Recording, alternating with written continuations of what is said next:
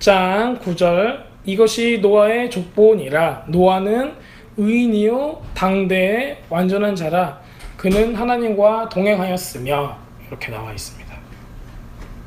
우리 지난번에 이제 그 righteousness에 대해서 같이 나눌 때 노아가 굉장히 상당 부분을 차지하고 있어요. 왜냐면은 의로운 사람, 의인이라고 불리는 사람이 세상에 그렇게 많이 있질 않아요.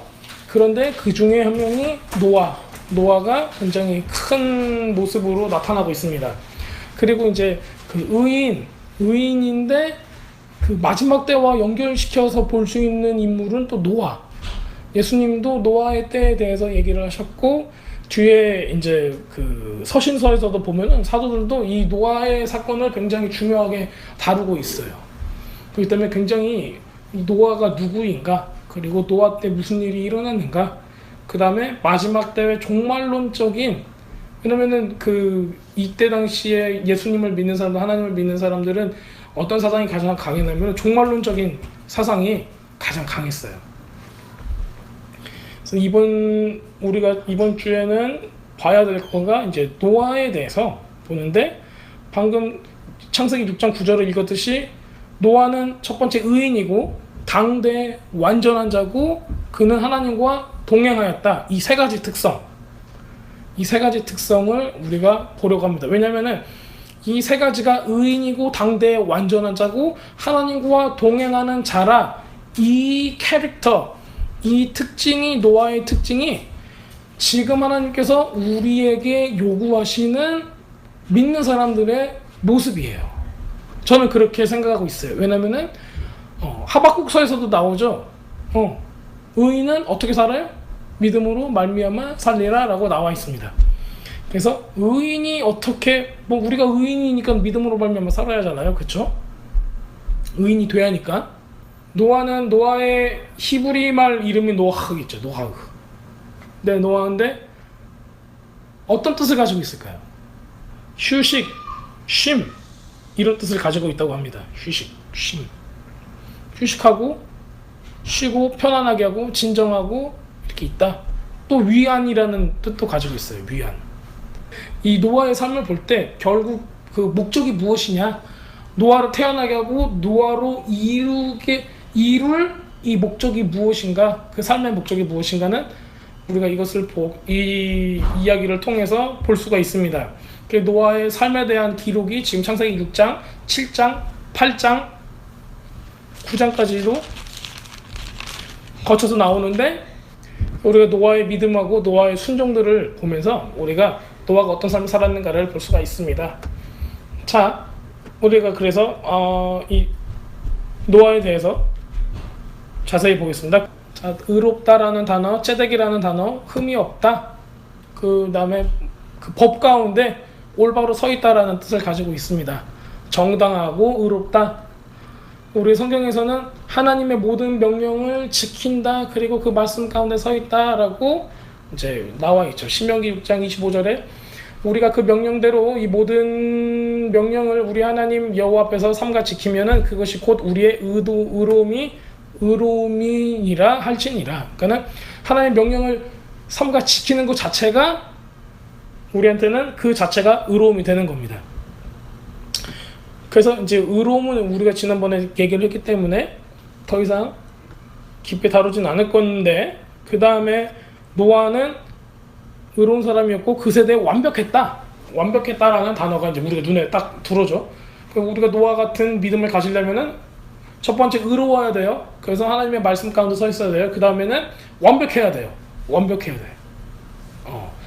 저는 그래서 지금 완벽함에 대해서 좀 얘기를 해보려고 해요. 하나님이 보시는 완벽함, 사람이 보는 완벽함, 같을까요? 틀릴까요?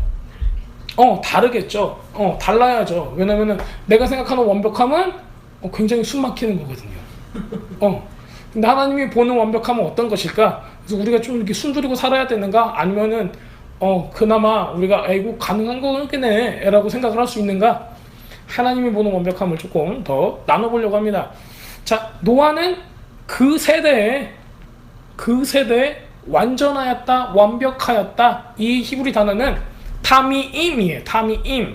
타미임이라는 단어는 완전하다, complete, 이렇게 완성이 되었다.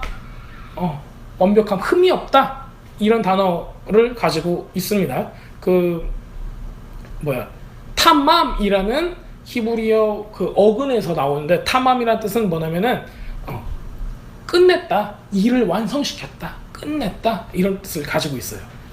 자, 근데 하나님의 말씀은, 우리가 말씀을 읽으면 주님께서는 우리한테 뭘 원하시냐면 우리가 완벽해지길 원하세요.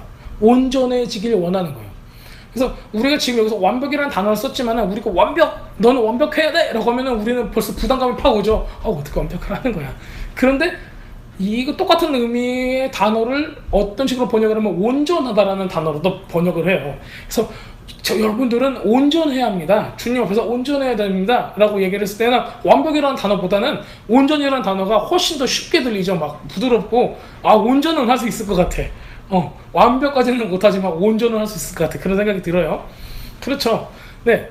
그래서 우리가 이제 온전하다, 완전하다, 이 뜻이 무엇인가에 대해서 우리가 좀 나눠보려고 해요. 아까 얘기했듯이 이제 원래 히브리어 단어에서 보면은 하나님의 말씀을 우리를 하나님을 어떻게 섬겨라? 온전한 마음으로 섬길 것을 요구를 하고 있어요. 그래서 가장 키포인트는 뭐냐면은 온전한 마음이에요. 마음을 잃지 말라는 거예요. 하나님께서 원하시는 거는. 진짜 우리의 마음이 하나님을 섬길 때 이 완벽하게 섬길 수 있을까? 완벽하게. 왜냐면 우리는 뭐예요? 죄인이잖아요. 기본적으로. 하나님 앞에 죄인이잖아요. 죄인이 어떻게 하나님을 완벽하게 섬길 수 있을까? 굉장히 넌센스 같이 아이러니하게 들려지기도 해요. 아니, 나는 벌써 죄인이고, 나는 이렇게 연약하고, 나는 이거 못할 것 같고, 내가 어떨 때는 힘들기도 하고, 어떨 때는 기분 좋아서 잘하기도 하고, 어떻게, 그거는 이제 목회자도 그렇고, 일반적인 사람도 그렇고, 시련이 닥치면 힘들잖아요. 그리고 내가 오늘 돈 20불이라도 땅바닥에서 주셨으면 얼마나 해피해요. 그러면 야호! 주님께서 나를 오늘 먹이시는구나 하면서 또 신나게 할 수가 있어요. 누가 와서 아이스크림 하나 사주면 우리는 너무 좋아하잖아요. 그렇잖아요. 밥 한 끼라도 누구한테 먹으면은 하나님께서 나를 먹이시는구나 이렇게 생각할 수가 있어요. 하지만 우리의 삶은 바람이 부는 날도 있고, 비가 오는 날도 있고, 눈 오는 날도 있고, 맑은 날도 있고, 여러 시원한 날도 있고, 더운 날도 있고, 여러 날들이 있잖아요. 근데 이런 모든 날들을 통과하면서 주님께서 우리에게 요구하시는 거는 완전, 온전, 완벽이라는 단어예요. 뭐만큼은? 우리의 마음만큼은 이라는 거죠. 창세기 17장 1절에 이렇게 나와 있습니다. 과연 그런 사람이 있나? 아브라함이 99세 때 여호와께서 아브라함에게 나타나서 그에게 이르시되 나는 전능한 하나님이라 너는 내 앞에서 행하여 완전하라 이렇게 요구하셨어요. 아브라함이잖아요. 아브라함. 저한테는 이런 거 요구하지 않으세요. 아브라함이니까 요구했을 거예요. 근데 이때 아브라함이 이름이 바뀌었어요? 안 바뀌었어요? 아직 안 바뀌었을 때예요. 아브라함일 때예요. 아브라함. 이름이 안 바뀌었을 때도 대단했죠.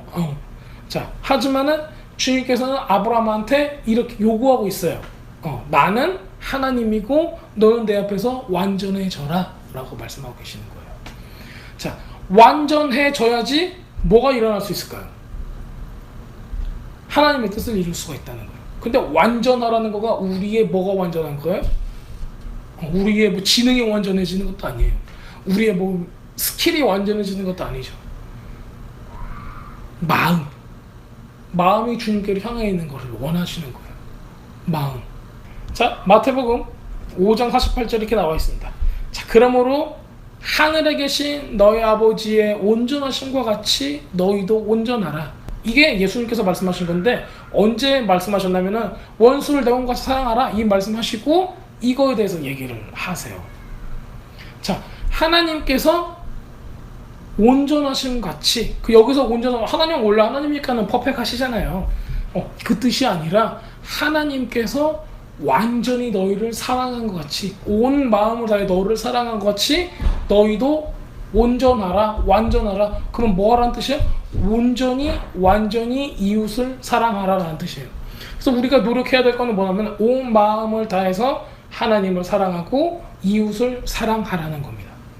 그래서 여기에 이 컨셉은 내가 사람들의 눈에 완벽해질 필요가 있는 걸까요? 없는 걸까요? 전혀 없다는 거예요. 사람들 눈에 완벽하려면은 우리의 얼굴도 다 뜯어 고쳐야죠. 내 지방 흡입 수술도 해야 될 것 같아요. 또 공부도 잘해야 될 것 같죠. 여러 면에서 퍼펙해야죠. 정말 완벽해야죠. 근데 하나님께서는 그런 것을 원하지는 않아요. 하나님께서 원하시는 것은 뭐냐면 마음이에요. 온전한 마음. 하나님을 얼마큼 사랑하는가? 온전히 완벽하게 컴플릿하게 사랑하는 겁니다. 그러면 완전하게 하나님을 사랑하는 사람은 시련이 닥쳤을 때, 모든 사람이 시련이 오잖아요. 시련이 닥쳤을 때 힘들어해요. 힘들어하지만은 하나님을 계속 사랑한다는 거예요. 그래서 우리 하나님께서는 야 시련이 닥쳤는데 하하하 웃고 이렇게 이런 척 하라는 게 아니에요. 무슨 척 하라는 게 아니라 그래도 주님을 사랑합니다. 왜냐면 이게 뭘 보면 알 수 있죠? 시편에 보면은 모든 시편의 기자들이 다 주님 저 죽겠어요. 막 내 눈물이 너무 많이 나가지고 내 침상을 띄우고 있어요. 원수들이 내 살을 파먹으려고 오고 있어요. 막 굉장히 무서운 얘기들을 많이 해요. 그럼에도 불구하고 이런 게 있어요. 한 시편 어떤 장을 보면은 20절, 뭐 40절, 뭐 50절 이렇게 굉장히 많은 절로 되어 있는데 처음부터 끝까지 다 자기 하소연을 해요. 넋두리를 하는 거죠. 막 내가 요래요래해서 죽겠고 요래요래해서 죽겠고 원수들이 어떻게 하고 있고 난 정말 죽겠네 어쩌네 저쩌네 하고 근데 맨 마지막에 한 2줄 정도 뭐라고 써있어요? 그럼에도 불구하고 주님을 찬양하렵니다. 이렇게 끝나요. 그러면 시편에 있는 사람들은 뭐 어떤 얘기예요? 그 많은 시련들과 어려움과 어두운 시간들을 다 통과를 했다는 얘기예요. 하면서도 결국엔 결론을 뭘로 짓나는 거예요? 그럼에도 불구하고 나는 주님을 의지하고 찬양하고 주님 아래에 피하겠습니다. 나의 도움이 어디서 올꼬 하는 겁니다. 이게 시편의 모습입니다. 시편의 모습. 시편을 우리가 전체적으로 보면 5권으로 나누거든요. 5권. 5권에 보면은 한 권 끝날 때마다 왕을 노래하는 시로 끝내요. 제왕시라고 부르거든요. 하나님의 통치를 노래하는 거. 그럼 여태까지는 전부 다 하소연, 힘든 거, 인생의 고통 하다가 끝에 그래도 주님을 의지합니다. 주님을 믿습니다. 주님과 내가 같이 있게 하소서 하고 마지막에는 하나님의 통치가 있을 겁니다 하고 한 권이 끝나고 이런 식으로 5권이 이렇게 끝나요. 자, 이런 시편 기자들을 봐서도 성경의 많은 우리 믿음의 종들을 봐도 그들이 어려움을 안 겪겠다는 게 아니라 그들이 완벽했기 때문에 이 모든 것들을 극복했다는 게 아니라 그들이 이런 시간에도 뭘 지켰다는 거예요? 마음을 지켰다는 거예요. 마음이 흔들리지 않았다는 거예요. 흔들렸어도 결론은 어떻게 냈어요? 나는 주님을 의지하고 주님을 바라보겠습니다 라고 했다는 것입니다. 이 완벽하다는 단어를 히브리어로 잠깐 보겠습니다. 히브리어로 완벽하다는 단어 어떤 단어인가 하면은 샬렘이라는 단어예요. 완벽하다. 샬렘. 샬롬하고 비슷하죠. 샬렘. 샬렘이라는 단어인데 순수하다, 완전하다, 또 안전하다, 평화롭다. 그래서 샬롬이 평화니까 평안하다 이런 뜻이잖아요. 샬렘도 같은 이 어근이에요. 또 완전하다, 흠이 없다, 또 이제 뭔가 가득 차 있다. 이런 것을 뜻하고 있어요. 그래서 완전한 마음 하면은 무엇으로 가득 찼죠? 하나님으로 가득 찬 마음, 평안으로 가득 찬 마음 이런 것들을 묘사할 때 쓰고 있습니다. 열왕기상 8장 61절에 이렇게 나와 있어요. 그런즉 너희 마음을 우리 하나님 여호와께 온전히 바쳐 완전하게 하여 오늘도 같이 그의 법도를 행하며 그의 계명을 지킬지어다. 하나님으로부터 우리의 마음이 가득 차 있으면은 우리는 주님의 법대로 주님의 가라는 그 길대로 갈 수가 있다는 겁니다. 그래서 토라는 뭘 뜻하냐, 말씀은 뭘 뜻하냐, 하나님의 뜻대로 우리가 살아갈 수 있는 이 방법들을 가르쳐 주는 거예요. 근데 뭘로 가르쳐 있어야 돼요? 주님으로 가르쳐 있을 때 우리가 이것을 행할 수 있다는 겁니다. 사랑하라고 했는데 내 마음에 미움으로 가르쳤으면 사랑할 수가 있어요? 없어요? 없죠. 사랑이신 주님으로 가르쳐 있어야지 사랑할 수가 있게 되는 겁니다. 역대하 16장 9절에 여호와의 눈은 온 땅을 두루 감찰하사 전심으로 자기에게 향하는 자들을 위하여 능력을 베푸시나니 이 일은 왕이 망령되이 행하였은즉 이후부터는 왕에게 전쟁이 있으리라미. 이게 이제 그 역대하의 그 선지자 하나님가 거기 그 왕 아사 왕한테 했던 얘기예요. 그러니까는 그때 이집트랑 다른 나라들을 의지하겠다 했을 때 이제 선지자가 와가지고 이제 하는 얘기예요. 그렇다면 이제 모든 그 통전적으로 이스라엘 사람들, 특히 이제 하나님을 믿는 사람들은 전부 다 이런 생각을 갖고 있었다는 거예요. 그래서 왕은 이러지 못했다. 왕이 했던 일, 하나님을 의지하지 않았던 거, 전심으로 자기에게 향하는 자들을 위해서 하나님께서 일하시는데 왕은 그거를 안 했다라는 거가 어떤 행동이나 망령되이 행한즉이라는 거죠. 우리가 우리의 삶에서 믿는 사람한테만 요구되는 거예요. 안 믿는 사람한테 요구되는 게 아니에요. 우리가 하나님을 믿습니다, 사랑합니다라고 했을 때는 온전한 마음으로 주님을 신뢰하는 것을 의미를 하고 있다는 거예요.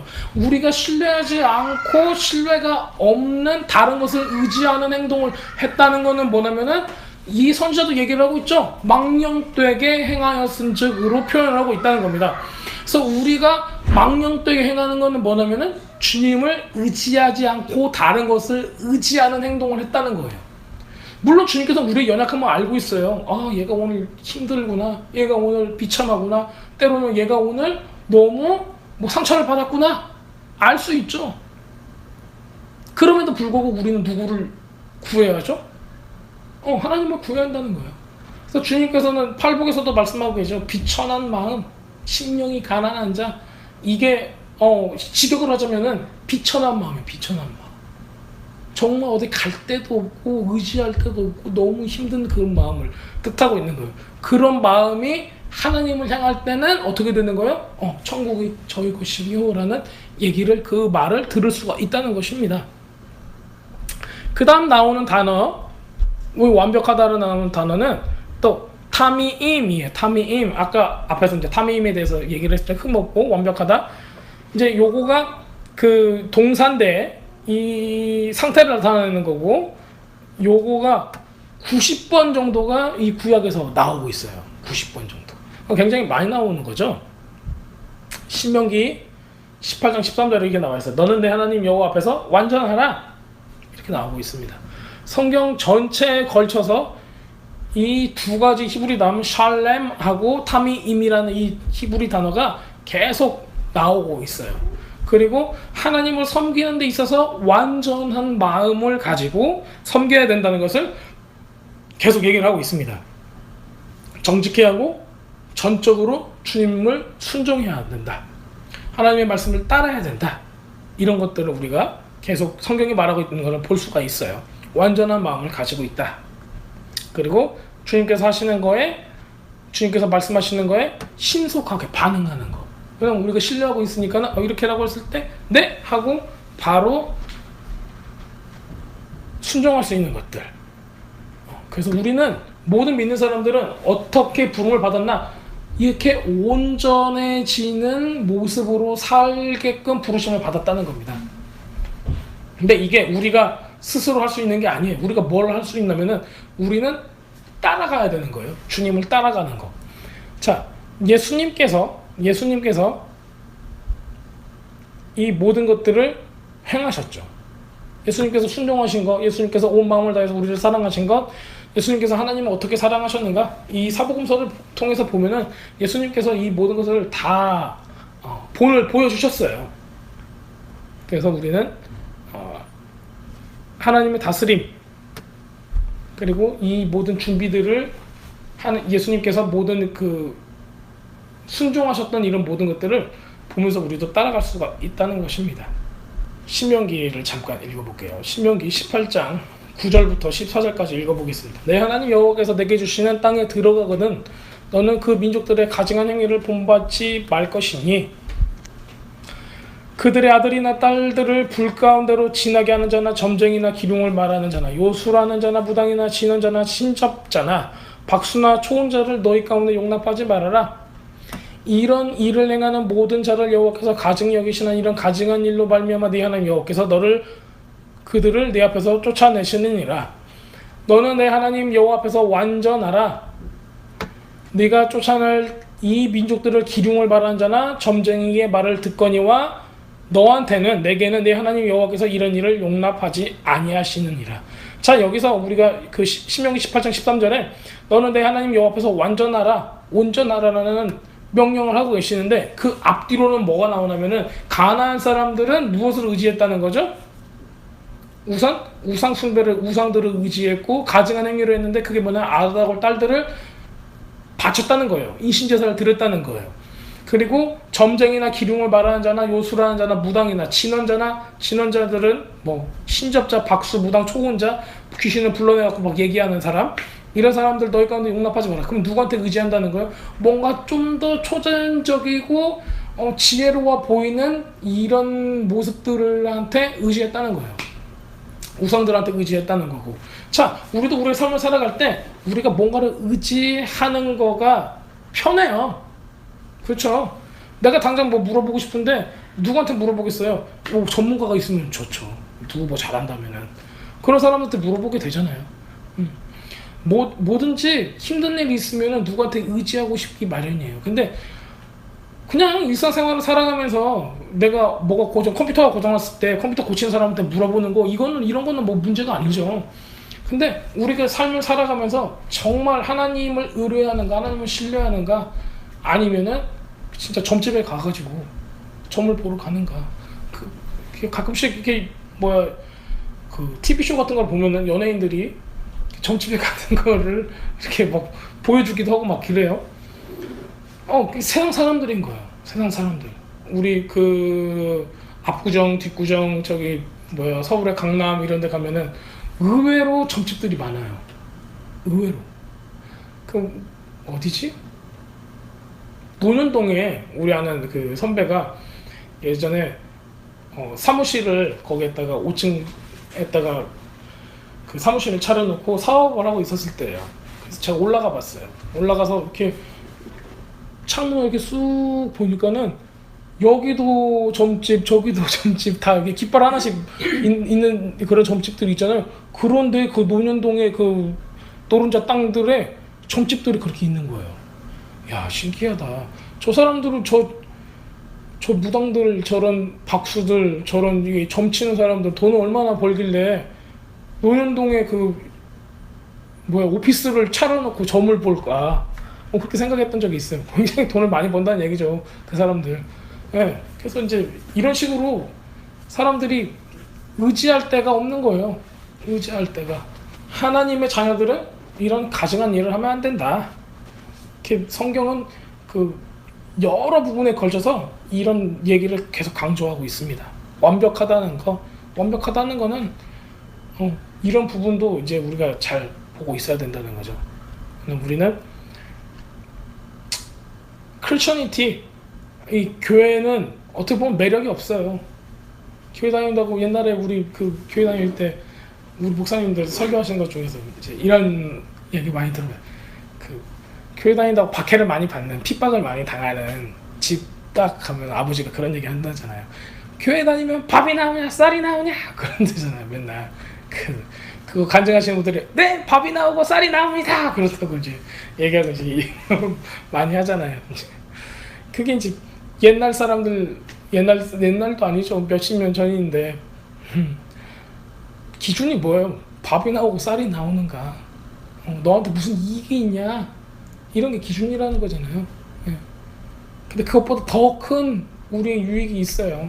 생명이 있고 주님의 사랑이 있고. 자, 요한복음 17장 14절에서 17절을 잠깐 읽어보겠습니다. 내가 아버지의 말씀을 그들에게 주었사오며 세상이 그들을 미워하였사오니 이는 내가 세상에 속하지 아니함 같이 그들도 세상에 속하지 아니함으로 인함이니이다. 자, 보세요. 예수님께서 아버지의 말씀을 우리들이에요. 그렇죠. 예수님의 제자들 주었는데 세상이 그들을 미워한대요. 세상이라는 거는 뭐 악한 이 영들의 통치 안에 있는 이런 세상을 의미하기도 하죠. 자, 내가 세상에 속하지 아니하고 예수님은 세상에 속하지 아니하였죠. 그들도 예수님의 제자인 우리들도 세상에 속하지 아니함이기 때문입니다 라고 얘기를 하고 있어요. 예수님께서 기도하시는 거, 내가 비옵는 것은 그들이 세상에서 데려가시기 위함이 아니요 다만 악에서 빠지지 않게 보전하기 위함이다. 주님께서 뭘 위해서 기도했냐면 우리가 시험에 들이지 않기 위해서, 악에서부터 구원하기 위해서. 악은 뭐라고 했죠? 악의 역할은 템트잖아요. 템트, 유혹하는 거, 우리를 죄짓게 하기 위해서. 우리는 예수님을 믿음으로써 우리의 영이 어떻게 됐죠? 영이 새로워졌어요. 생명이 된 거예요. 다시 구원받은 거예요. 근데 우리의 육하고 혼은 그렇지 못해요. 그렇기 때문에 템트가 왔을 때는 우리가 그 템트에 넘어지죠. 넘어지면은 템트에 넘어졌으니까 나한테 뭐가 찾아요? 죄책감이 찾아오는 거고, 죄의 열매가 있는 거고, 여러 가지 힘든 일들이 생겨나는 거예요. 하나님께서는 언제나 두 팔 벌리죠. 나에게로 오라, 나에게로 오라. 그러는데 죄진 우리는 어떻게 되는 거예요? 주님의 낯을 피해서 도망가는 아담과 하와처럼 돌돌돌 말아 올라가서 말라서 없어지는 지푸라기처럼 막 그냥 사라져버리는 먼지처럼 되는 그 나뭇잎으로 우리의 죄를 가리고 다니는 거죠. 이런 모습도 우리가 볼 수가 있어요. 그러니까 주님께서는 아예 원초적으로 근본적으로 저들이 죄에 빠지지 않게 중보를 하셨다는 거예요. 그래서 우리도 죄에 빠지지 않도록 스스로를 위해서 또 기도를 해야 돼요. 근데 우리의 영은 예수님을 믿음으로 말미암아 우리의 영은 변화가 됐어요. 그러면 우리가 무엇을 위해서 기도를 많이 해야 되죠? 우리의 혼과 육을 위해서 기도를 해야 돼요. 왜냐하면 우리의 혼이 원하는 거, 우리의 육이 원하는 거가 굉장히 죄성이 있기 때문이에요. 우리가 힘들어요, 마음이 어때요, 저째요 하는 것들이 전부 다 영적인 영역이 아니라 혼적인 영역이에요. 근데 영혼이라고 얘기를 하잖아요.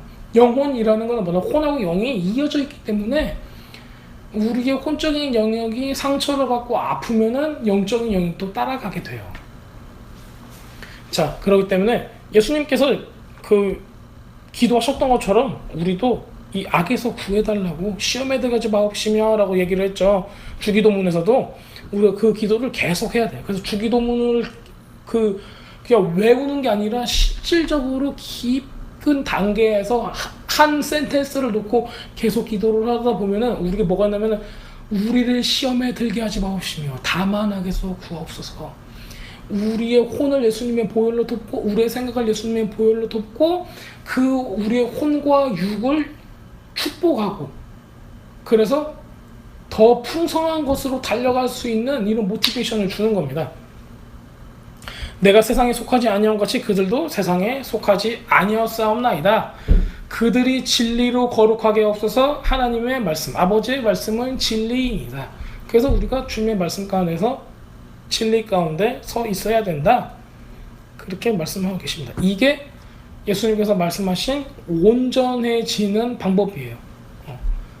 우리가 죄인이라고 우리를 스스로 얘기를 하고 우리가 그렇게 알고 있어요. 하지만 우리가 하나님께서 우리한테 요구하는 것은 온전한 완벽함이에요. 그래서 우리는 이 굉장히 큰 괴리감 가운데 살고 있는 거죠. 하나님께서 원하시는 건 우리의 온전한 마음이죠. 그렇기 때문에 이 온전한 마음을 가지고 주님께서 우리의 육과 혼이 죄로 우리를 끌고 가지 못하도록 다만 악에서 구해달라고 기도하는 거, 그리고 말씀 가운데 서 있는 거를 예수님께서는 그 솔루션으로 주신 겁니다. 죄악된 사상, 사악한 길이 난무하는 정말 엄청난 일들이 많이 일어나고 있어요. 전 세계에서. 거기서 우리가 진리를 알고 그것을 알므로 말미암아 우리 자신을 보호를 해야 돼요. 스스로. 육신의 정욕은 눈으로 보고 느끼고 우리가 귀로 듣고 이 모든 것들이 무엇을 듣느냐 무엇을 보느냐에 따라서 달려있죠. 우리가 무엇에 관심을 두고 있는가. 요즘에 이제 제가 이 iOS 12 업그레이드가 됐잖아요. 우리 아이폰이. 이 iOS 12로 업그레이드가 되면서 이 스마트폰이 아주 스마트해졌어요. 길티를 주게 됐어요. 어떤 길티를 주게 되냐면은 리뷰를 해요. 얼마나 핸드폰을 받는가, 얼마나 핸드폰을 받는가 리뷰를 해줘요. 그래서 여태까지 당신이 핸드폰을 본 거는 에버리지 평균 뭐 하루에 4시간입니다, 5시간입니다, 뭐 10시간입니다. 그 중에서 그걸 딱 클릭을 하면은 그걸 딱 하면은 뭐라고 나오면은 그 중에서 소셜미디어, SNS 이런 거 있잖아요. 소셜을 본 거는 3시간입니다. 아니면 뭐 동영상을 본 거는 뭐 얼마입니다. 아니면 뭐 다큐멘트 이렇게 그 온라인 북을 본 거는 몇 시간입니다. 이런 식으로 이렇게 세분화돼서 나오는 거예요. 그래서 왜 만들었냐면은 엄마들이 요즘 걱정을 많이 하잖아요. 그래서 아들 아이패드나 아이폰을 딱 뺏어가지고 뭘 봤지 요즘에 딱 보면은 이제 야가 페이스북만 쳐다봤구나, 아니면 어떤 미디어만 쳐다봤구나, 유튜브만 쳐다봤구나, 이걸로 가늠할 수가 있게 됐어요. 자, 그러면 우리가 이런 게 있어야 된다는 거예요. 뭐 아이폰 자랑하는 게 아니라 우리가 살아가면서 무엇에 초점을 맞추고 사는가. 우린 일을 하잖아요. 먹고 살기 위해서. 또 주부로서, 엄마로서, 아빠로서 여러 가지 그 삶을 살아가고 있어요. 그런데 우리의 마음이 주님께 얼마나 가 있는가? 그건 참 중요한 것 같아요. 응? 찬양을 틀어놓고 아침에 일어나서도 주님 오늘 하루도 도와주세요 라고 얘기하는 거, 아침에 일어나자마자 까떡 하고 쳐다보는 건가? 아니면 아침에 일어나자마자 성령님 까떡 하는 건가? 이게 좀 다를 거예요. 왜냐면 우리의 마음이 주님께 얼마큼 향해 있는가잖아요. 그렇기 때문에 우리의 전화기가 당신은 에버리지 6시간을 나와 함께 합니다 라고 딱 봤을 때 나 기도 6시간 안 했는데 스마트폰하고 6시간 놀았을 때 에버리지 어떻게 해? 근데 이런 것도 우리가 좀 볼 수 있는 거예요. 자, 우리가 도대체 과연 우리가 살아가면서 하나님께 얼마나 집중하고 있는가? 그럼 우리는 또 이런 때도 있죠. 아픈 일, 힘든 일, 상처받는 일, 세상에 살아가면서 우리가 행복이라고 느꼈던 시간이 진짜 과연 행복할까? 우리가 어려움이라고 느꼈던 시간이 진짜 과연 어려움 뿐일까? 생각해 볼 수가 있어요. 어떠한 시간이라도 주님과 동행하고 있다, 우리가 주님께 초점을 맞추고 있다 라면은 우리가 그 시간이 어두운 시간이 아닐 수가 있어요. 근데 우리가 주님을 놓쳐버리고 어둠을 즐기고 있다 어느 순간에, 아니면은 그냥 넉다운돼서 넘어지고 있다, 이런 거는 굉장히 진짜 어두울 거예요. 그래서 우리가 주님을 얼마나 집중하고 있는가를 좀 더 살펴봐야 될 것 같아요. 그거는 좀 아이폰에서 앱을 좀 만들면 좋겠어요. 야, 기도를 얼마나 하는가, 예수님 얼마나 생각하고 있는가. 그렇게 쉽질 않아요. 왜냐면 우리 마음은 우리가 다스려야 되는 거라서 그래요. 그래서 열심히, 신앙에는 이 지름길이 없습니다. 저도 쇼커 참 좋아하거든요. 빨리빨리 뭐 결과물이 나왔으면 좋겠고 딱 만들어갖고 착 나왔으면 좋겠는데 그런 게 없더라고요. 제가 엊그저께도 이게 나이스탠드 하나 만드는데도 다 갈고 닦고 사포질 해야 되고 다 그래야 나오지, 그냥 대충 해가지고 쫙 해서 나오질 않아요. 우리의 삶도, 우리의 인격도, 우리의 모습도 다 만들어지고 깎여지고 다듬어져야 됩니다. 자, 에베소서 4장 13절, 우리가 다 하나님 아들을 믿는 것과 아는 일에 하나가 되며 온전한 사람을 이루어 그리스도의 장성한 분량이 충만한 데까지 이르러. 여기 이제 셉투전 70인역이죠. 70인역에서 이 완벽하다는 단어는 헬라어 단어에서 텔레이오스라는 단어를 썼어요. 끝까지 완성되고 완벽하고 성숙해졌다. 그런데 이런 모델이 될 만한 사람은 누구밖에 없다? 예수님밖에 없다는 거예요. 그래가지고 에베소서에서는 이렇게 말씀하고 계시는 거예요. 하나님의 아들을 믿는 것과 아는 것, 우리가 믿고 있는 것하고 알고 있는 것이 하나가 돼가지고 온전한 사람을 이루어 예수님을 닮아가는 분량까지 가야 됩니다. 우리가 거기가 표대가 되는 거예요. 아, 내가 공부해서 알고 있는 거, 그리고 내가 신앙적으로 믿고 있는 거가 하나가 되는 거죠. 왜냐면 내가 갖고 있는 신앙, 믿음은 막 정말 완벽하고 막 너무 멋있어. 근데 말씀을 아는 게 하나도 없어. 그러면은 다른 방향으로 갈 수가 있어요. 그 믿음이. 야고보서 1장 25절에 이렇게 나와 있습니다. 자유롭게 하는 온전한 율법을 들여다보고 있는 자는 듣고 잃어버리는 자가 아니요. 율법이 어떤 율법이라는 걸 자유롭게 한대요. 야고보서에는 율법은 자유롭게 하는 온전한 완전한 율법이라고 나와 있어요. 그 율법 자체가 완전한 거예요. 예수님 자체가 완전한 거라는 거죠. 근데 이런 율법을 들여다보고 있는 자, 이게 계속 묵상하는 사람은 듣고 호딱 잊어버리는 사람이 아니라 실천하는 자입니다 라고 얘기를 하고 있습니다. 실천하는 자니 이 사람은 그 행하는 일에 뭐를 받으리라? 복을 받으리라. 이 복은 또 돈 버는 복이 아니에요. 하나님의 그 부르심을 이루는 바로 그 복을 얘기하고 있습니다. 자, 온전한 율법, 완전한 율법에 대해서 지금 야고보서는 얘기를 하고 있어요. 자, 우리가 성숙해지려면은 무엇이 필요하다? 하나님의 말씀이 필요하다. 하나님의 말씀을 행하는 것이 필요하다. 이것을 계속 얘기하고 있습니다. 자, 마태복음 5장 48절 우리 아까 읽었었는데, 자, 그러므로 하늘에 계신 너희 아버지가 온전한 것처럼 너희도 온전하라고 우리에게 요구를 하고 계십니다. 누가 완전하기 때문이죠? 하나님께서 온전하기 때문입니다. 자, 완벽하다는 개념 자체가 사람들이 생각하는 이 완벽주의 혹은 외모지상주의, 뭐 요즘 얘기하고 있는 여러 가지 이런 그 완벽함들에 대해서 생각하고 있는 거하고, 성경에서 얘기하는 완벽함에 대해서는 그 굉장히 다른 컨셉이 있다는 것을 우리가 알고 있습니다. 우리가 이제 오해할 수가 있어요. 완벽해져라 라고 했을 때 부담스러워할 수가 있는데, 그래서 이제 저는 완벽할 필요도 없고 완벽하지도 않고 있는 그대로 받아주세요 막 뭐 이런 식으로 얘기하면서 자기 마음대로 살아갈 수가 있어요. 그런 거 말고 주님께서는 우리를 부족하면 부족한 대로, 미련하면 미련한 대로 받아주시지만은 그와 함께 뭘 원하시냐면은 완벽하게 하나님을 사랑할 것을 요구하고 있어요. 하나님을 사랑하면은 그 사랑 때문에 우리가 말씀을 지키며 살아갈 수 있기 때문입니다. 이 히브리어 단어 자체가 이 완전하다 이런 그냥 완벽하다라는 단어에서 끝나는 게 아니라 그 장성한 분량에까지 이르느라는, 성숙해 간다라는 이런 컨셉을 같이 가지고 있어요. 그래서 우리가 말씀을 배우고 진리를 배우고 내가 지금 요 단계에서 머물러 있지 않고 주님을 향해 더 앞으로 나아갈 수 있다.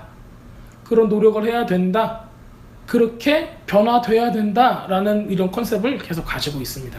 그래서 우리한테 뭐가 필요하죠? 성령님을 따라서 행하는, 순종하는 이런 마음들이 필요한 겁니다. 왜냐면 우리도 삶을 살아가면서 그러죠. 오늘은 내가 오늘 하루를 어떻게 살아야 될까? 성령께서는 우리한테 뭐를 말씀하셨어요? 말씀은 항상 기뻐하라. 주님 안에서, 주님 밖에서가 아니라 주님 안에서 기뻐하라고 했는데, 오늘은 내가 어때요? 기분이 나쁠 때가 있어요. 그렇잖아요? 그럼 우리가 어떻게 살아야 할 것인가? 스스로로 막 그냥 땅 파고 파묻어 버려야 될 것인가? 아니면은 주님과 같이 나를 막 독수리 날개 치듯이 나를 끄집어 올려주세요 할 것인가? 우리가 굉장히 그 마음이 어떤가에 따라서 어떤 걸 결정하고 어떻게 살아가는가, 이거를 어떤 결심을 하는가에 따라 다른 거죠. 자, 우리가 육이 너무 약하기 때문에 이런 그 어두운 세상, 죄악된 세상 가운데서 살아가는데 굉장히 열심을 내야 됩니다. 눈으로 보이는 거, 귀로 듣는 거, 여러 가지가 우리를 유혹하고 있어요. 하지만 하나님을 사랑한다면은 다 이겨낼 수 있을 거라고 말씀은 얘기를 하고 있습니다. 하나님께 온 마음을 드릴 수 있는가? 드리는 척만 할 것인가? 정말 충성할 것인가? 주님의 얼굴을 구할 수 있는 건가? 이런 거에 따라서 우리가 굉장히 삶이 많이 달라질 것입니다. 그래서 하나님의 얼굴을 구하는 것 자체가 굉장히 큰 일이죠. 하나님의 얼굴을 구한다는 거. 한번 주중에 살아가실 때 하나님의 얼굴을 구한다는 게 무엇일까 한번 깊게 기도해 보면서 생각을 해보세요. 하나님의 얼굴을 구한다, 하나님의 얼굴을 본다라는 거. 얼굴은 이제 빛을 얘기하는 겁니다. 하나님의 얼굴을 본다. 그리고 하나님의 얼굴을 보고 닮아가려고 한다. 성경에서는 완벽한 사람이 많이 안 나와요. 완벽한 사람이 많이 안 나와요. 예수님의 족보를 보아도 완벽한 사람보다는 흠 있는 사람들이 많이 나옵니다. 다윗 왕만 봐도 처음에는 완벽했을랑가 몰라도 나중에는 아주 어이없게 인생이 그냥 확 빠그라져요. 그 밧세바 사건 이후로부터 다윗은 그냥 거의 끝났다고 보시면 돼요. 그 전까지는 천천만만이었잖아요. 밧세바 사건 딱 이후로 그냥 다 추락해요. 쭉 좋은 거 하나도 없어요. 그 이후로. 그 전까지는 정말 워리어였는데. 아까 우리가 얘기했던 그 니무롯 같은 경우도 주님 앞에서 용사다 그랬잖아요. 바벨탑 딱 만드는 그 순간에 돼서 하나님을 대적한 걸로 나와요. 굉장히 악한 그리고 지금의 모든 종교의 우상 숭배의 근원이 될 정도로 굉장히 악한 사람이 될 수가 있어요.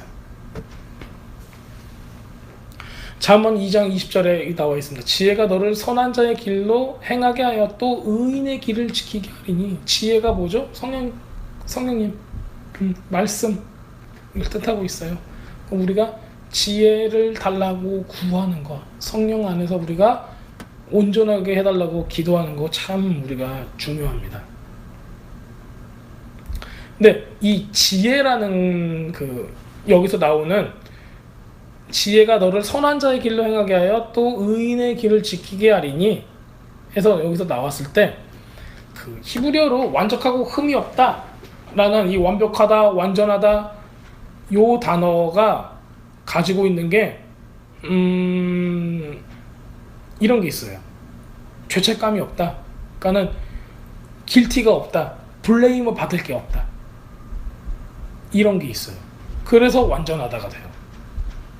그럼 무슨 얘기냐면은 우리가 완전한 사람이 된다고 할 때는 내가 꺼리낄 짓을 하면 안 된다는 거예요. 그러니까 사탄은 와서 우리한테 뭐라 하죠? 참소를 한다는 얘기죠. 내가 연약해서 죄를 졌을 때 사탄은 와서 참소를 하기 때문에 우리가 온전하게 주님을 나는 사랑할 수가 없어 이렇게 되는 거예요. 주님께서 우리를 항상 두 팔 벌려서 기다리고 있는데 내가 죄를 진 거예요. 우리 강아지 테디가 똥 쌌어요. 똥 싸면 어떻게 돼요? 주인은 올라와 우리 테디. 근데 테디는 고개를 이렇게 숙이고 이러고 있어요. 우리 강아지도 그런 거 많이 있잖아요. 집에서 이렇게 사고 친 강아지들은 이거 네가 그랬어? 그러면 걔들도 이러고 있잖아요. 이러듯이 우리가 잘못했으면, 우리가 똥 쌌으면은 강아지가 똥 쌌으면은 주인이 화날 거를 알고 내가 죄졌다는 걸 알고 이렇게 하듯이 사람도 마찬가지로, 사람 왜 개로 표현하지? 죄송합니다. 어쨌든 이런 우리가 잘못을 했으면은 주님의 낯을 피하기 마련이에요. 근데 그럴 때는 하나님의 얼굴을 피하면 안 돼요. 도와주세요, 살려주세요 하고 나가야 돼요. 앞으로 나가야지 뒤로 가면 안 돼요. 그러면 관계가 더 벌어져요. 하나님과 관계가 더 벌어진단 말이에요. 그러면은 그거 누가 좋아하는 거예요? 마귀가 좋아하는 거죠. 하나님이 기뻐하는 게 아니라고요. 하나님은 이미 다 이루었어요. 예수님께서 십자가에 그러셨잖아요. 다 이루었다 말씀하셨잖아요. 그러니까 다 용서를 하신 거예요. 다 용서를 했는데 나 혼자서 뭘 갖고 있어? 죄책감을 내가 똥 싸고 강아지가 그냥 내가 똥 싸고 내가 혼자서 죄책감을 가지고 있는 거예요. 근데 강아지가 사람보다 나은 건 뭐예요? 일로 와 내 새끼하고 엉덩이 뚫어주면은 강아지는 또 가갖고 무릎 위에 틱 앉아요. 잃어버리는 거야 그냥 자기가 뭐 잘못했는가를. 근데 사람은 뭐예요? 평생 이러고 가. 평생 가. 아 내가 이때 하나님께 이렇게 망명병 말을 했는데 아이고 어떡하지? 막 이러면서 막 평생 고민하고 가는 거예요. 그러니까 관계를 줄이려면 어떻게 돼요? 회개하고 주님 사랑합니다로 그 사랑으로 덮어야 돼요. 근데 많은 사람들이 죄책감으로 자기를 덮고 있어요. 그럼 자기만 힘들죠. 절대 그러시면 안 됩니다. 왜냐면은 이 완벽함이라는 단어 가운데서는 내가 죄책감을 받을 만한, 블레임을 받을 만한 일이 있나 없나? 그것이 없는 사람이어야 된다라는 거예요. 그래서 도덕적으로나 윤리적으로나 깨끗해야 돼요. 하나님 앞에서 죄를 지면 안 되는 거예요. 죄를 졌다 할지라도 빨리 회개하고 주님 품 안으로 들어가야 돼요. 그게 가장 빠르고 좋은 방법이에요. 죄책감의 품으로 들어가면 안 돼요. 하나님의 품으로 가야 돼요. 창세기 25장 27절에 그 아이들이 장성함에 익숙한 사냥꾼이었으며 들사람이 되고 에서는, 제가 잘못 읽었네요. 그 아이들이 장성함에 에서는 익숙한 사냥꾼이 되었으므로 들사람이 되고 야곱은 조용한 사람이었으므로 장막에 거주하니. 이건 굉장히 번역이 되게 웃기게 된 거죠. 에서는 이 사냥꾼이라고 나왔잖아요. 이 사냥꾼이라는 단어가 어디서 나오냐면 니므롯에 대해서 나올 때, 묘사할 때 여호와 앞에 강력한 사냥꾼이었다 나오고 에서도 익숙한 사냥꾼으로 나와요. 근데 이거를 제가 설명하려는 게 아니라 야곱에 대해서 나와요. 조용한 사람이었으므로 장막에 거주하는, 이렇게 돼 있어요. 조용한 사람이 뭐예요? 온전한 사람을 뜻하는 거예요. 히브리 말로 하면은 야곱은 온전한 사람이었다. 온전한 사람은 뭐예요? 하나님의 말씀 가운데 있는 사람이었다라고 우리가 번역을 해야 되는 거예요. 조용한 사람은 조용하니까는 그냥 집에서 있으면서 엄마 요리나 도와줬다 이렇게 해석하시면 안 되는 거예요. 그래서 야곱 같은 사람이 된다는 건 뭐예요? 주님의 말씀 가운데 거하는 사람. 그 욥기에도 욥을 이렇게 표현하고 있어요. 욥이 있는데 그 사람은 온전하고 정직하여 하나님을 경외하며 악에서 떠난 자라. 자, 어떤 사람이 온전한 거예요? 정직하고 하나님을 경외하고 악에서 떠난 자라. 이런 사람이 온전한 사람입니다. 자, 욥기 1장 8절에 이렇게 나와 있죠. 사탄에게 하나님께서 여호와께서 사탄에게 이르시되 네가 내 종 욥을 주하여 보았느냐? 그와 같이 온전하고 정직하여 하나님을 경외하고 악에서 떠난 자는 세상에 없느니라. 하나님도 인정하시는 그런 사람이 됐다는 거죠. 악에서 떠나야 합니다. 굉장히 중요한 거예요. 왜냐하면 우리가 악한 것을 계속 한다면은 죄책감도 계속 온다는 거예요. 그렇다면은 스스로가 하나님 앞에 온전해질 수가 없어요. 주님께서는 우리를 온전히 사랑하시는 거예요. 근데 우리가 주님을 온전하게 사랑하지 못하는 이유가 뭐예요?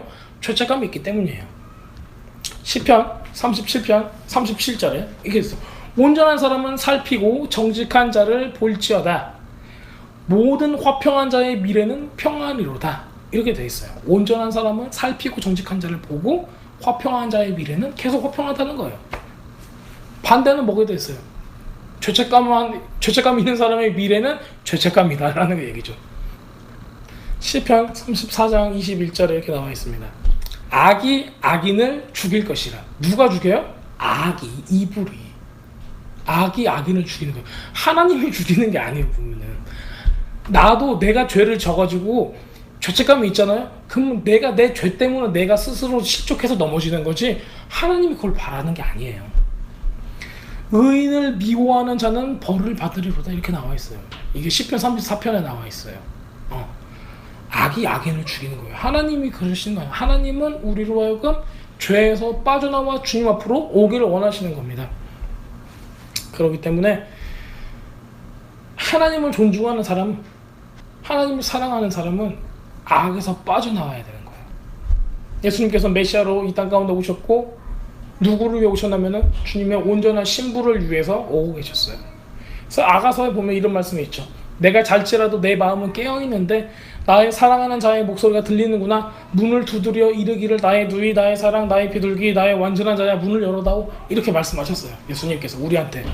자, 우리는 어떻게 하고 있다는 거예요? 우리는 신부예요. 예수님께서는 우리가 어떤 모습이든지 어떻게 바라보시냐면은 우리한테 이러는 거예요. 나의 누이, 나의 사랑, 나의 비둘기. 비둘기래. 나의 완전한 자야. 문을 열어다오. 주님 눈에는 우리가 뭘로 보여요? 완전한 자로 보인다는 거예요. 주님 눈에는. 그렇기 때문에 죄책감을 빨리 버리세요. 죄를 졌으면 회개를 하시면 되는 거예요. 그리고 주님께서 문을 두드리면 문을 여셔야 돼요. 그럼 우린 보통 어떻게 해요? 문 닫고 문 안 열어주고 오셨네 머리 감았는데 어쩌네 저쩌네 하면서 문을 안 열어줘요. 그러면 안 된다는 거. 우리가 주님의 말씀 앞에서 완벽해질 수가 없잖아요. 그거를 다 지킬 수가 없잖아요. 그래서 누가 필요하죠? 예수님이 필요한 거예요. 예수님께서 우리에게 뭘 입혀주죠? 의의 옷을 입혀준다는 거죠. 다만 우리에게 요구하시는 건 뭐예요? 마음을 다해서 사랑해달라는 거죠. 주님은. 그러면 우리가 어느덧 주님을 닮아가고 어느덧 말씀 가운데 행할 수 있게 된다는 겁니다. 우리가 정말 이 제사법을 볼 때도 예수님께서 우리를 얼마나 사랑했느냐를 볼 수가 있고 여러 가지들을 우리가 볼 수가 있는데 성막에서 사용된 것 중에 이 물두멍이 있어요. 손 씻는 물두멍. 그거를 뭘로 만들었죠? 황동. 브론즈로 만들었어요. 근데 그거가 어디서 뺏어다가 만들었죠? 지난번에 제가 한번 얘기해드렸어요. 여자들이 이때 당시에는 거울이 반질반질한 브론즈 노스로 거울을 만들어서 봤었어요. 여자들이 항상 보는 거예요. 이게 거울 보시죠 맨날. 그래서 이쁘게 화장도 하고 여드름도 짜고 뭐 났으면 뭐 바르고 다 해야 하잖아요. 우리 치장을 하려면 여자들이 항상 뭘 보는 거예요? 자기를 보는 거예요. 내가 어떻게 보이는가 보잖아요. 그거를 가지고 성전에서 여자들이 이 브론즈를 이 황동 거울을 자원하는 심령으로 드리는 거예요, 하나님께. 그래서 그걸로 가지고 이거를 만들었어요. 동그랗게 물두멍을 제사장들이 손을 씻는. 그래서 거기에 물을 딱 넣고 손을 씻는 거예요. 이게 지금 뭘 좀 생각해 볼 수 있냐면은, 여자들이 매일 보는 거울은 자기의 겉모습뿐만이 아니라, 여자들한테는 그냥 겉모습을 봤겠죠. 뭐 얼굴 어떻게 생겨졌고 이런 거. 근데 이것은 주님 앞에 받쳐졌을 때는 물두멍이 돼서 거기에 물이 담겨지고 뭘 해요? 그 사람이 손을 씻게 되는 거예요. 손을 씻는다는 건 정결례식을 뜻하는 거죠. 그래서 우리를 바라보는 거는 겉모습으로 바라보는 거를 떠나서 그거 이상으로 들어가서 우리를 깨끗하게 하기 위한 것으로, 이게 주님 앞에 받쳐졌을 때는 처음에는 나의 겉모습만 바라보는 것이 됐겠지만은, 주님 앞에 받쳐졌을 때는 주님께서 이걸 뭘로 만드셔요? 우리의 죄를 사하고 우리의 깊숙이 우리의 내면을 바라볼 수 있는 주님 앞에 물두멍으로 변화시키는 거예요. 그래서 우리가 하나님께 예배드리러 왔을 때, 그때 당시엔 제사죠. 성막에서 제사드리러 왔을 때 제사장은 거기에 손을 씻는 거예요. 거기에 손을 씻었다는 건 뭐냐면은, 나의 마음의 악한 부분, 잘못된 부분, 힘든 부분, 주님 앞에 나가지 못하는, 온전하지 못한 부분을 씻어내는 거죠. 우리가 사람이었을 때는 우리의 겉모습만 치중을 할 거예요. 근데 우리의 삶이 하나님 앞에 바쳐졌을 때는 우리의 내면의 그 깊은 곳에 있는 온전한 마음을 주님 앞에 드리기 위해서 노력이 필요하다는 겁니다. 시편 19편 7절에서 11절을 읽겠습니다. 여호와의 율법은 완전하여 영혼을 소성시키며 여호와의 증거는 확실하여 우둔한 자를 지혜롭게 하며 여호와의 교훈은 정직하여 마음을 기쁘게 하고 여호와의 계명은 순결하여 눈을 밝게 하시는도다. 여호와를 경외하는 도는 정결하여 영원에까지 이르고 여호와의 법도 진실하여 다 의로우니 곧 많은 순금보다 더 사모할 것이며 꿀과 송이것보다 더 달도다. 또 주의 종이 이것으로 경고를 받고 이것을 지킴으로 상이 크니이다. 이렇게 말씀 가운데 우리가 있는 것이, 우리 여호와 율법이 완전해서 우리의 영혼을 소생시킨다는 겁니다. 우둔한 자를 지혜롭게 하는 것도 우리가 말씀 가운데 있을 때 된다는 겁니다. 시편 119편 1편에 행위가 온전하여 여호와의 율법을 따라 행하는 자들은 복이 있으며 라고 나와 있습니다. 율법을 따라서 걷는 것, 이게 바로 완벽해진다는 거예요. 율법은 바로 말씀을 뜻하죠. 말씀을 읽고 듣고 말씀에 따라서 행하는 것, 그게 가장 기본적으로 하나님의 뜻을 따라 달려가는 겁니다. 시편 119편 80편에 내 마음으로 주의 율례들에 완전하게 하사 내가 수치를 당하지 아니하게 하소서. 즉 뭐예요? 주님의 말씀 가운데 걸어갈 때 내가 수치를 당하지 않게 된다는 것입니다. 내 마음으로 주의 율례들에 완전하게 하사라고 되어 있어요. 완전하게 하사. 아까 썼던 그 타미임이라는 단어가 여기서도 똑같이 쓰이고 있어요. 내 마음이 주님의 율법들로 인해서 완전하게, 온전하게 된다는 것입니다. 그렇게 되면은 내가 수치를 당하지 않는다라고 얘기하고 있습니다. 요한복음 1장 6절 7절, 하나님께로부터 보내심을 받은 사람이 있으니 그의 이름은 요한이라. 그가 증언하러 왔으니 곧 빛에 대해 증언하고 모든 사람이 자기로 말미암아 믿게 하려 하심이라. 자, 바로 이것이 온전한 마음을 가진 사람이 해야 되는 일입니다. 예수님을 증언하는 거. 이 요한복음 1장 6절에 침례 요한에 대해서 굉장히 잘 영적으로 풀이를 해놨어요.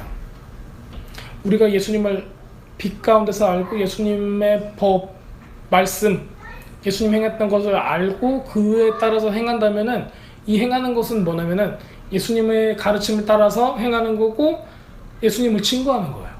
예수님을 증거하는 삶, 빛에 대해 증언하는 것, 그 다음에 하나님으로부터 보내심을 받은 사람으로 살아가는 것, 하나님의 나라가 이 땅 가운데 임했다고 살아가는, 선포하며 살아갈 수 있는 것, 이런 모습들이 결국에는 하나님 나라를 이 땅 가운데 임하게 하는, 그것을 준비하게 하는 우리들의 소명, 그것이 우리가 온전한 마음으로 이 세상을 살아가는 한 방법이다 라고 성경은 얘기하고 있습니다.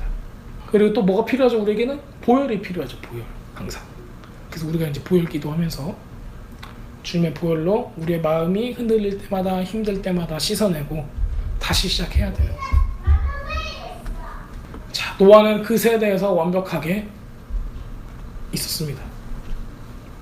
의로운 사람이었고 그 세대에 완전했고 하나님은 노아와 함께 걸어갔습니다. 누구와 함께 걸어가다? 누구와 함께 걸어가다.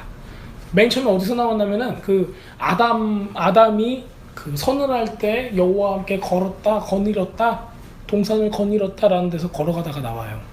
그리고 에녹에 대해서 얘기할 때도 여호와와 함께 동행했다라는 단어가 나와요. 성경에 굉장히 그 구약의 창세기에서 보면은 하나님의 뜻에 따라서 살았던 사람들은 다 이렇게 표현하고 있어요. 하나님과 여호와 하나님과 엘로힘 하나님과 동행했다, 같이 걸어갔다. 자, 우리도 이 마음을, 이 생각을 잘 좀 가지고 있었으면 좋겠어요. 주님과 걸어갈 수 있는 사람, 주님과 동행할 수 있는 사람, 어떻게 될 수 있을까? 저는 어렸을 때 에녹에 대한 이 구절이 딱 한 구절밖에 없잖아요. 하나님과 동행했고 같이 걸어갔고 죽음을 맛보지 않았다고. 저는 너무 인상적이었어요. 죽음을 맛보지 않은 사람이 성경에 몇 명이나 있어요. 미가서 6장 8절입니다. 사람아, 주께서 선한 것이 무엇임이 너희에게 보여셨나니 여호와께서 내게 구하는 것은 오직 정의를 행하며 인자를 사랑하며 겸손하게 내 하나님과 함께 행하는 것이 아니냐. 이게 뭐냐면 동행하는 것이 아니냐, 이 뜻이에요. 그래서 미가서 6장 8절에 얘기하는 거는 여호와 하나님께서 우리한테 구하는 거가 오직 정의를 행하며, 공의를 행하며, 의로움, 말씀대로 행한다는 거죠. 인자를 사랑하며 겸손하게 하나님과 함께 동행하는 것이다 라고 이런 요구를 하고 계십니다. 옳은 일, 성경에서 나오는 이 옳은 일, 사랑하는 것, 그리고 겸손하게 주님과 동행하는 것. 그래서 우리는 주님과 함께 동행하고 걸어가야 합니다. 겸손한 마음으로. 자, 오늘 말씀을 마치려고 합니다.